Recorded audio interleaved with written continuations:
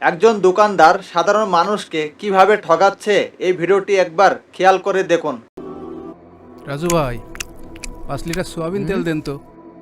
ইস ভাই, হ্যাঁ? 5টা মিনিট আগে যদি আসতেন তেলটা দিতে পারতাম।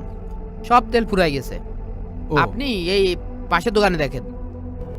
দেখি পাশের দোকানে পাওয়া যায় কি। তাহলে হাফ কেজি দিলাম ভাই। মামা সোয়াবিন তেল আছে? হ্যাঁ আছে, কতটুকু লাগবে? 5 লিটার দেন। 5 লিটার তো দিতে পারবো না, 3 লিটার দিতে পারবো। কেন 5 লিটার দিতে কি সমস্যা?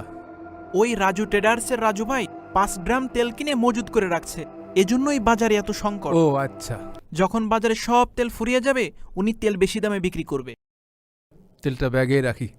কি আর বলবো ভাই, লোভ মানুষের বিবেক নষ্ট করে দেয়। নেন ভাই, দামটা নেন। আজকে বেচা কেনাটা ভালোই হলো। রাজু ভাই, ভাই হ্যাঁ 7 লিটার তেল দেন তো, আমার কাস্টমার দাঁড়িয়ে আছে। ভাই, এই মুহূর্তে যাওয়ার মতো তেল নেই।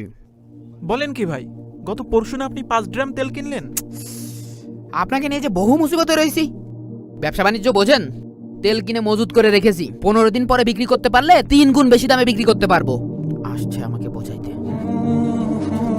কিন্তু ভাই, পর্যাপ্ত তেল থাকা সত্ত্বেও আপনি তেল বিক্রি করছেন না, এটা কি ঠিক হচ্ছে?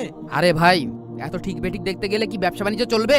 ভাই আপনি যে কাজটা করছেন এটা ইসলাম কখনো সমর্থন করে না। যেসব ব্যবসায়ীরা বাজারে উচ্চ মূল্য বৃদ্ধির জন্য সংকট তৈরি করে, পণ্য থাকা সত্ত্বেও যারা মজুদ করে রাখে তারা কবিরা গুনাহের অন্তর্ভুক্ত। নবী করিম সাল্লাল্লাহু আলাইহি সাল্লাম বলেছেন, মজুদদার ব্যক্তি নিকৃষ্টতম। এত ঝামেলা করেন না তো, আপনার কাছে আপনি জানতো।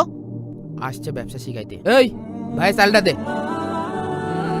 হিসাবটা করে ফেলি। রাজু, এই রে, কাম সারছে। জি স্যার। আপনার নামে কমপ্লেন আছে। হ্যাঁ?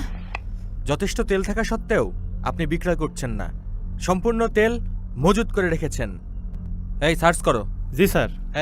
এই কার্টুনে কি আছে এবার দেখো। তো ফান্দে পড়ে গেলাম। সব তেল পেয়ে যাবে। স্যার এই কার্টুনে তেল মনে হচ্ছে। শেষ হয়ে গেলাম। স্যার এই যে তেল। এত তেল মজুত করা! আল্লাহ, ওখানে 6 কার্টুন তেল আছে। পেয়ে গেলে তো আমি শেষ। আল্লাহ আল্লাহ, জানো না পায় আল্লাহ। স্যার এখানে আরো 4 বোতল তেল পাওয়া গেছে। আমার 3 গুণ লাভ, সব শেষ। তো অসাধু ব্যবসায়ীদের জন্য আজকে এই দেশের এই অবস্থা। গরিবে দুঃখী খেটে খাওয়া মানুষদের আপনারা ব্যবসার নামে জিম্মি করে রাখছেন। এই চেক করো আর এই দোকানটা বন্ধ করার ব্যবস্থা করো। জি স্যার। স্যার, স্যার ভুলে গেছে স্যার। স্যার এবারে মতো মাফ করে দেন স্যার। এই আপনি স্যার হাত স্যার ধরে- প্লিজ।